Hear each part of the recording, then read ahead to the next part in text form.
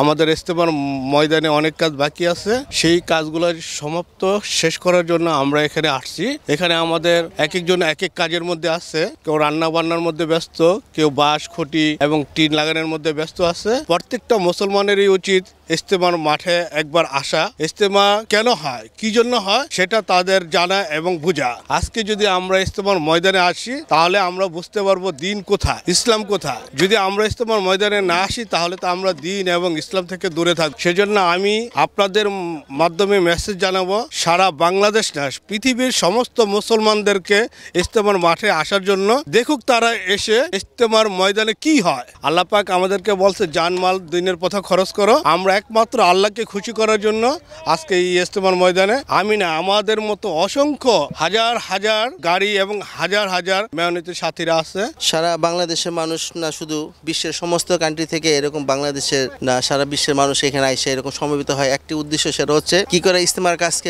জোরদার করা যায়, কি করে মানুষের মাঝে দিনের দাওয়াত পৌঁছানো যায়। হুজুর পাক সাল্লাল্লাহু আলাইহি ওয়াসাল্লামের যে দিন যে রক্তমাখা দিন, হুজুর পাক সাল্লাল্লাহু আলাইহি ওয়াসাল্লাম দুনিয়া থেকে চলে গেছে, তার যে রক্তমাখা দিন, তার যে দিনের দাওয়াত, এটা কে দিবে? একটা হিন্দু, খ্রিস্টান, মুসলিম, ইহুদি তারা তো দিবে না। মুসলমান আজকে সারা দুনিয়ার মানুষকে দাওয়াত দিচ্ছে কেন? যে প্রত্যেকটা মানুষ যাতে এরকম তারা ভালোর পথটা জানে, তারা কোনটা আল্লাহকে চিনতে পারে, নবী রাসূলকে জানতে পারে। এটা একটা মেসেজ, যে এরকম আল্লাহ সুবহানাহু ওয়া তাআলা আমাদেরকে তো একটা মেসেজ দিছে, সেটা হচ্ছে একটা গাইডলাইন দিছে কোরআন। সেটাকে আমরা এবং কোরআন এবং সুন্নাতকে ধরে তো আমরা আসি, কিন্তু এটার যে গাইডলাইন যারা আমরা আসি এখন সারা দুনিয়ার মানুষ যে ইজতেমাতে এসে যে মেহনত করে, সেটা হচ্ছে যে সারা মানুষকে মেসেজ দেওয়া যে সমস্ত মানুষ এই মেহনত করলে কি ফায়দা হইব। আসলে কেউ যদি এসে একটা খুঁটি বাঁধে, কেউ যদি একটা বাঁশ বাঁধে, এটার মধ্যে যত মানুষ এখানে আসবে সমস্ত মানুষের এই যে নেকি করবে, সে নেকি তার একটা আমলনামায় চলে আসবে। এই জন্য সমস্ত মানুষ যারা আমরা আসছি এখানে, যারা আসতেছে, তাদের উদ্দেশ্যে একটাই মাকসাদ যে ইজতেমাকে এরকম যাতে সাফল্যমণ্ডিত হয়, যাতে সমস্ত মানুষের মাঝে এই দিনের মেসেজটা চলে যায়। এই জন্য আমরা এখানে আসা। আর সবচেয়ে বড় কথা হচ্ছে সারা দুনিয়ার মধ্যে আজকে যে সমস্ত বিশৃঙ্খল হচ্ছে ইজতেমাকে নিয়ে, সেটা আসলে কোনো কিছুই না, এটা জাস্ট একটা দুইটা দল। আসলে আমরা মূলত কোনো দল মত নির্বিশেষে আমরা সমস্ত মানুষকে মেসেজ দিচ্ছি যাতে দিনের দাওয়াতটা পৌঁছে যায়। এই জন্য আমাদের এখানে আসা। যত কান্ট্রি থেকে এখানে মানুষ আসুক না কেন, তারা এসে তো আর এই মেহনতগুলি করতে পারবে না, তারা খুঁটিয়ে বাঁধতে পারবে না।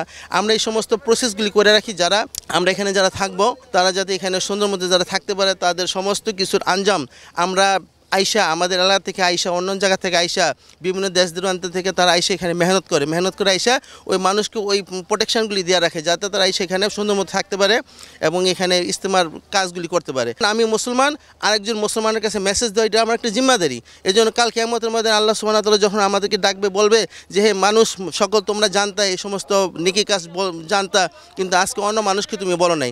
সেজন্য আমরা যাতে এরকম ওই কাঠগুলো যাতে আমাদের দাঁড়াইতে না হয়, এই জন্য আমরা এই মেসেজগুলো মানুষের মাঝে পৌঁছে দিতেছি, যাতে প্রত্যেকটা মানুষ দিনের এরকম যে নেজমত, দিনের যে এটার যে লাভ, এটা যাতে মানুষ বুঝতে পারে। আর এখানে লাভের কথা হচ্ছে যে কেউ যদি আল্লাহ রাস্তায় বের হয়ে যদি একবার সুবহানাল্লাহ বলে, তো আল্লাহ সুবহানাহু ওয়া তাআলা তাকে 49 কোটি সুবহানাল্লাহ বলার নেকি সেরকম দান করেন। এই জন্য আমরা এখানে আসছি, একটা খুঁটি যদি আমরা গাড়ি একটু যদি মানুষের জন্য যদি একটু কোনো ব্যবস্থা করে দিই, থাকার ব্যবস্থা করে দিই, এটার মধ্যে অনেক ফজিলত রয়ে গেছে। যারা এখানে থাকবে, কাজ করবে, তারা এরকম, আমরা এরকম যদি অল্প একটু সময় যদি এখানে মেহনত করলাম, আজকে হয়তো আমি পাক করতেছি, কিন্তু অন্যান্য সাথীরা অন্যান্য কাজ করতেছে, আমি পাক করাতে তারা যে কাজ করবে আমার এরকম নেকি হয়ে যাব।